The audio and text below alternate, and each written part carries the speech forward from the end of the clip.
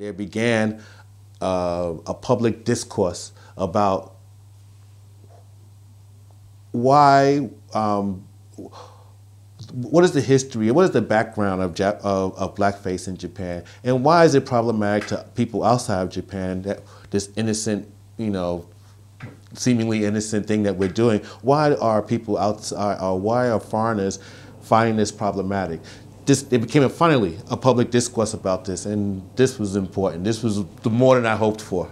So as a result of that, I was invited to several media companies here in Japan to talk about this and lecture about blackface in Japan, the history of it and whatnot. Because I think most Japanese don't realize the history of it. They really think of it as this is something innocent that they've been doing to show respect or homage or for black people. Well, actually, they don't realize that Japanese have been doing blackface since the 1800s, and they learned it originally from racist white Americans who brought it to Japan, and they've been doing it ever since.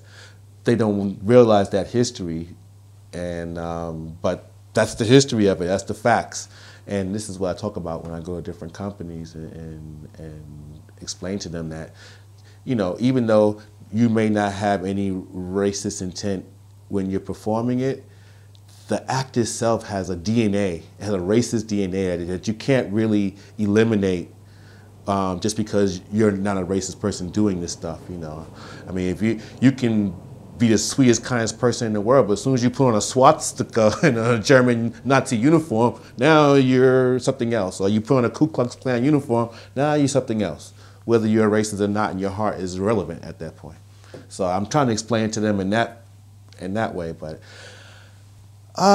whether it's getting through or not, we'll put it this way. I haven't seen an instance of blackface in media ever since this began, so that's significant.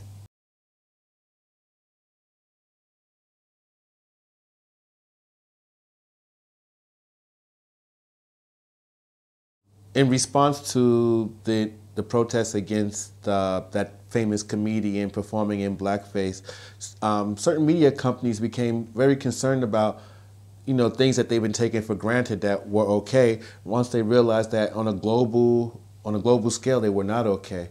Because I think that a lot of the media companies here didn't realize that, or weren't fully aware that all of their programming is now global.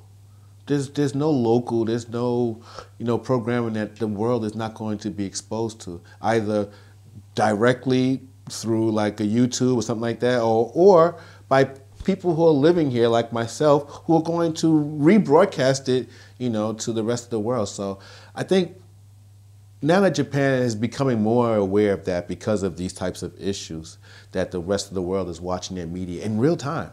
With translations, there's no more isolated media here.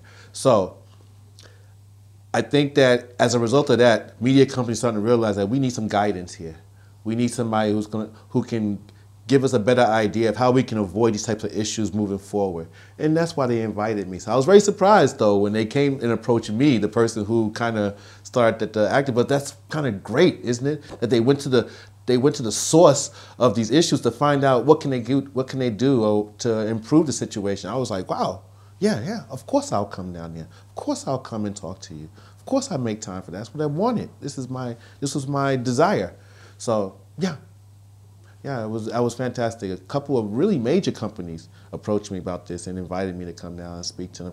And now I got a couple more lined up coming up in the future now. So yeah, it's been fabulous. I really feel like I'm making an impact here. Not me just personally, but these activities are making an impact here. So fabulous.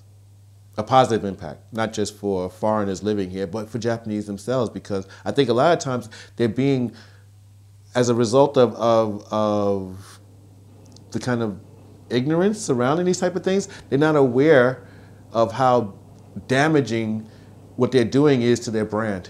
And I'm kind of trying to say, Japanese people are not as bad as this branding is going to make them look. So maybe we can, working together, we can make sure that the branding is a reflection of the real character and real heart of Japanese people.